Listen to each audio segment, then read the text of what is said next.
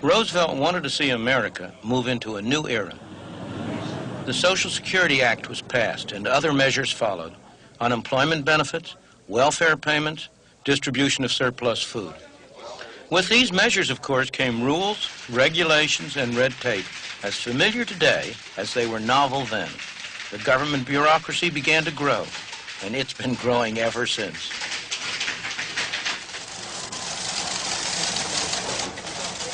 This is just a small part of the Social Security empire today. Their headquarters in Baltimore has 16 rooms this size. All these people are dispensing our money with the best possible intentions. But at what cost? In the 50 years since the Albany meetings, we have given government more and more control over our lives and our income. In New York State alone, these government buildings house 11,000 bureaucrats, administering government programs that cost New York taxpayers $22 billion. At the federal level, the Department of Health, Education, and Welfare alone has a budget larger than any government in the world, except only Russia and the United States.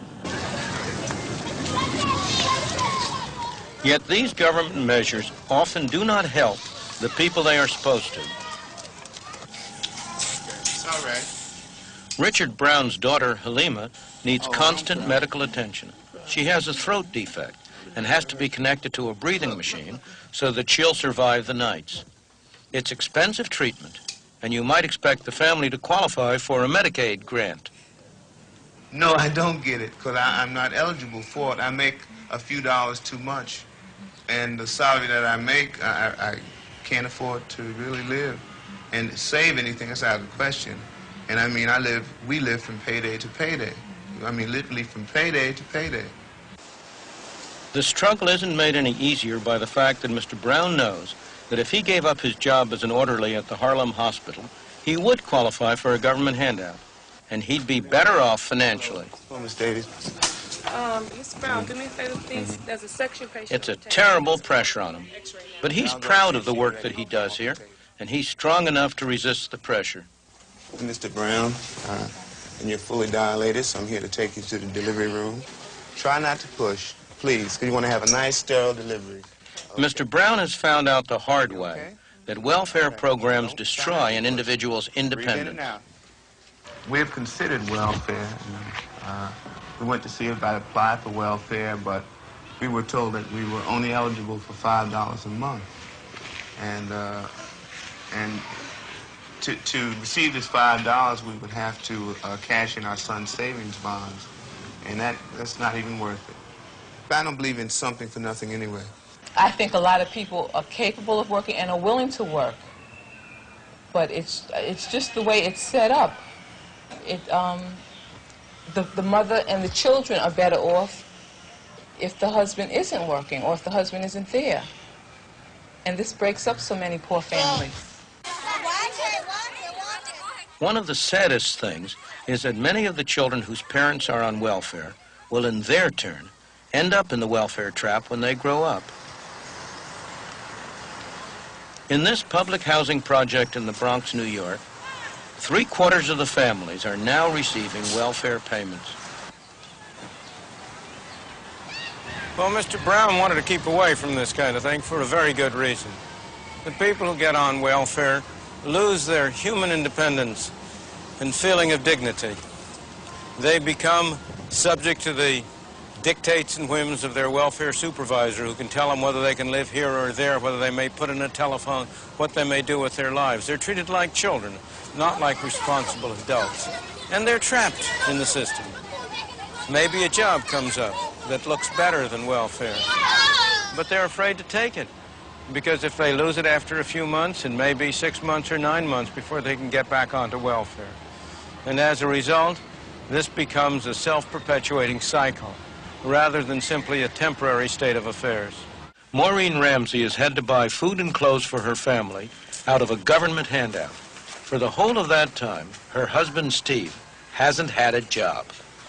Each week, he collects what's known in Britain as Social Security. The government looks after him, his wife, and their children. But accepting welfare payments means accepting the rules of those who hand them out. My opinion, anyway, you feel as they own you. You know, there's no other way of putting it. Say I got a job tomorrow because I needed something. Well, I know that I've got to go down there and report it. Because I couldn't go into the job because you'd be looking over your shoulder thinking, oh, the Social Security's coming in. I'm going to be done for it. It's just hopeless. You can't fight against it.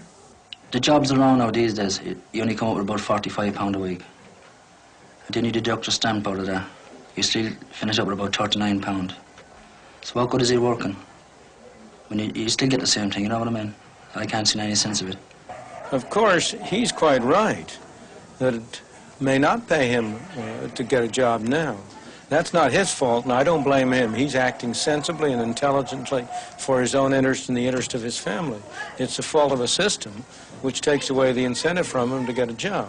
But suppose you were cruel and simply took away the welfare overnight, cut it off. What would happen? He would find a job. What kind of a job? I don't know. It might not be a very nice job. It might not be a very attractive job. But at some wage, at some level of pay, there will always be a job which he could get for himself. It might be also that he would be driven to rely on some private charity. He might have to get soup kitchen help or the equivalent. Again, I'm not saying that's desirable or nice or a good thing. It isn't. But as a matter of actual fact as to what would happen, there is little doubt that he would find some way to earn a living. The American government is trying to break the welfare trap. These people were unemployed. They're now being trained at the taxpayer's expense. It may or may not lead to a real job. The officials of the Department of Health, Education, and Welfare are dedicated people. Their motives are good. Their achievements are not. The results of these programs have been disappointing. Why? I believe that the basic reason is because it is very hard to achieve good objectives through bad means. And the means we have been using are bad in two very different respects. In the first place, all of these programs involve some people spending other people's money for objectives that are determined by still a third group of people. Nobody spends somebody else's money as carefully as he spends his own. Nobody has the same dedication to achieving somebody else's objectives that he displays when he pursues his own.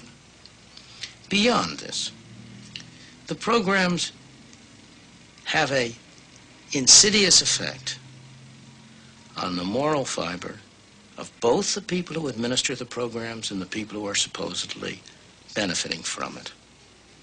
For the people who administer it, it instills in them a feeling of almost godlike power.